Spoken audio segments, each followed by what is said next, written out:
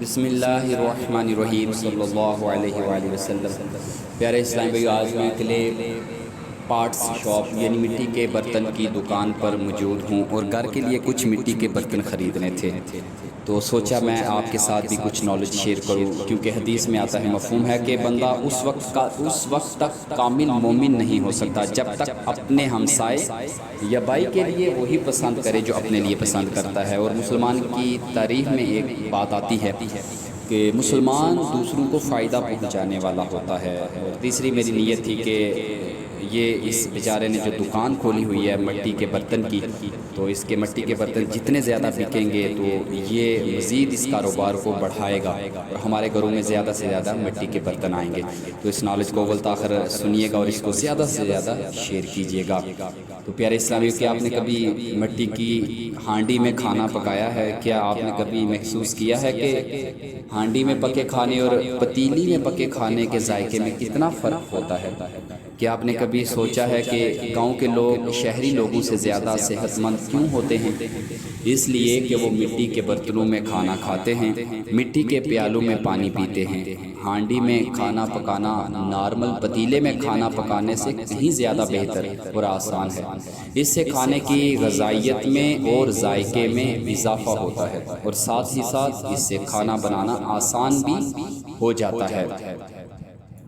مختلف لوگ مختلف چیزوں، سٹیل، پلاسٹک، شیشے اور مٹی وغیرہ کے بنے ہوئے برتنوں میں کھاتے پیتے ہیں، تاہم مٹی کے برتن میں کھانے پینے کے اپنے فوائد ہیں۔ ہمارے مدنی آقا دو جہاں کے داتا صلی اللہ علیہ وآلہ وسلم کا مٹی کے برتنوں کو استعمال فرمانا بھی منقول ہے۔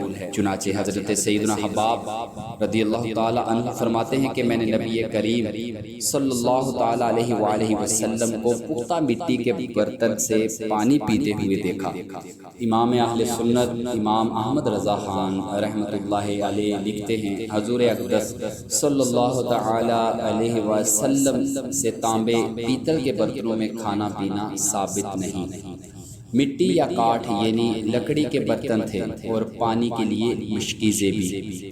مزید فرماتے ہیں، مٹی کے برتن میں کھانا پینا بھی تواضع سے قریب تر ہے۔ کھانے پینے کے برتن مٹی کے ہونا افضل ہے کہ اس میں نہ اسراف ہے نہ اترانا۔ حدیث میں ہے، جو اپنے گھر کے برتن مٹی کے رکھے فرشتے اس کی زیارت کریں۔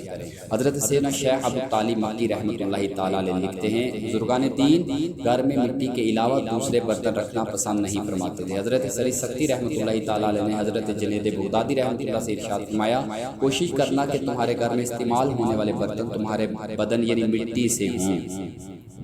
مٹی کے برتنوں کو کھانے پینے کے علاوہ دیگر کاموں میں بھی استعمال کر کے ثواب حاصل کیا جا سکتا ہے۔ فتاوی شامی میں ہے کہ مٹی کے برتن سے وضو کرنا مستحب یعنی ثواب کا کام ہے۔ دنیاوی فوائد کیا ہیں مٹی کے برتن میں کھانا کھانے کے؟ مٹی کے برتن استعمال کرنے سے دینی فوائد حاصل ہونے کے ساتھ ساتھ دنیاوی فوائد بھی حاصل کیے جا سکتے ہیں، جیسے مٹی کے برتنوں میں پکا ہوا کھانا سٹیل اور دوسری دھاتوں میٹلز میں پکے کھانے کی نسبت زیادہ دیر تک اپنی افادیت قائم رکھتا ہے۔ ماہرین ایکسپرٹس کے مطابق نان سٹک، تانبے، کاپر، براس یعنی پیتل اور سٹیل کے برتنوں کا استعمال صحت کے لیے مضر یعنی نقصان دہ ہے۔ مٹکے یا مٹی کے برتن میں پانی محفوظ کر کے پینا گلے کے امراض، کھانسی اور سانس کی تکالیف سے بچاتا اور نظام ہاضمہ بھی درست رکھتا ہے۔ وہ عاشقان رسول، کیا ہی اچھا ہو کہ ہم بھی حصول ثواب اور دیگر اچھی اچھی نیتوں کے ساتھ مٹی کے برتن استعمال کریں۔